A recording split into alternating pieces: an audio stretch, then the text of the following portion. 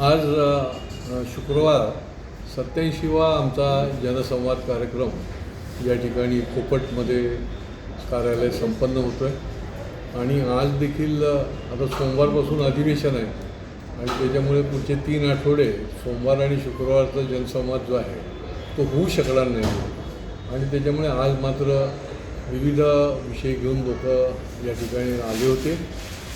या संबंधातला अतिशय महत्त्वाचा जो विषय होता तो विद्यार्थ्यांचा होता. आत्ता काय झालेलं आहे की काही कॉलेजेस आणि शाळा मिशन म्हणून काम करतात आणि काही कमिशन म्हणून काम करतात की काय असा प्रश्न सगळ्यांना पडलेला आहे आणि त्याच्याकरता विद्यार्थ्यांची भरती आपल्या कॉलेजमध्ये व्हावी त्याच्याकरता त्यांना वाटेल तशा भूलथापा मारून त्यांना प्रवेश दिला जातो आणि जेव्हा परीक्षेची वेळ येते त्यावेळेला थेट विद्यापीठाकडनं नोटीस येते आणि त्यांना सांगितलं जातं की तुम्ही इलिजिबल नाही आहात परीक्षेला बसायला.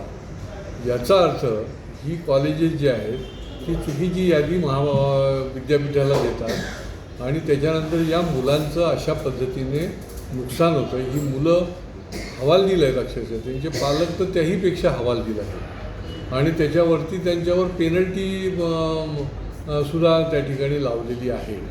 खरं म्हणजे कॉलेजची चूक आहे की ठराविक डेडलाईनच्या नंतर त्यांनी ॲडमिशन देता कामा नये, परंतु पुढे नंतर मुदतवाढ मिळेल म्हणून ते आधीच ॲडमिशन देतात आणि वर्षभर या मुलांना तिथे ते शिक्षण घेतात. तर ही अतिशय संतापजनक बाब आहे. मला या निमित्ताने पालकांना देखील आवाहन करायचे आहे की आपल्याला फार काळजी घ्यायला लागेल. ॲडमिशनच्या बाबतीमध्ये देखील लोक आता फसवाफसवी करायला लागलेले असा प्रश्न निर्माण झाला आहे. आता या विद्यार्थ्यांच्याकरता पुढच्या आठवड्यात मी व्हाईस चान्सलर विद्यापीठाचे जे आहेत कुलगुरू त्यांची देखील भेट घेणार आहे आणि याच्यातून मार्ग काढायला लागेल. नाही तर या विद्यार्थ्यांचं जवळजवळ 27 विद्यार्थी असे आहेत जे त्याचे प्रतिनिधी माझ्याकडे आले होते आणि या विद्यार्थ्यांचं कुठलंही शैक्षणिक नुकसान होता कामा नये याच्याकरता आपल्याला प्रयत्न करायला लागतील. बाकीची अतिक्रमणं बघा की शासकीय जागेवरचं अतिक्रमण जे आहे ते कोर्टाच्या आदेशाने काढून टाकलं तरी देखील यांची हिंमत होते की तिथे पुन्हा पुन्हा अतिक्रमण करणं आणि शासकीय जे प्रतिनिधी आहेत व तहसीलदार असतील मंडल अधिकारी असतील यांचं देखील पूर्णपणे दुर्लक्ष आहे. शासकीय जागा ज्या आहेत त्या सुरक्षित ठेवल्या पाहिजेत परंतु त्या ठेवल्या जात नाही. तर त्या संबंधामध्ये देखील ते आता आश्वासित त्यांनी केलं आहे की आम्ही 24 तासामध्ये ते अतिक्रमण जे आहे ते निश्चितपणे काढणार आहोत. त्याच्यानंतर काही पेन्शनच्या संबंधी जे वयस्कर लोक आहेत त्यांना पेन्शन वाढ मिळावी म्हणून देखील त्यांची काही विनंती आहे. एक तर इंटरेस्टिंग तक्रार या ठिकाणी आली होती. मी आता ती ताबडतोब कलेक्टर ऑफिसमध्ये संबंधितांना फोन करून सोडवली.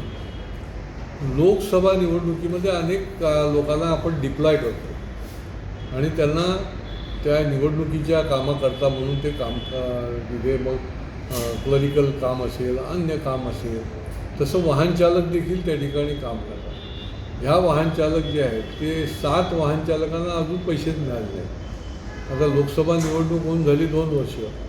आता हे खेट्या मारत आहेत आणि निरनिराळी कारणं देऊन या लोकांना परत पाठवलं जातं आहे.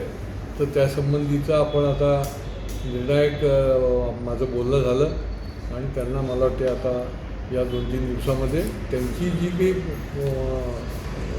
प्रलंबित देणी आहे ती देखील त्या ठिकाणी मिळतील. विविध प्रकारचे विषय घेऊन लोक येतात.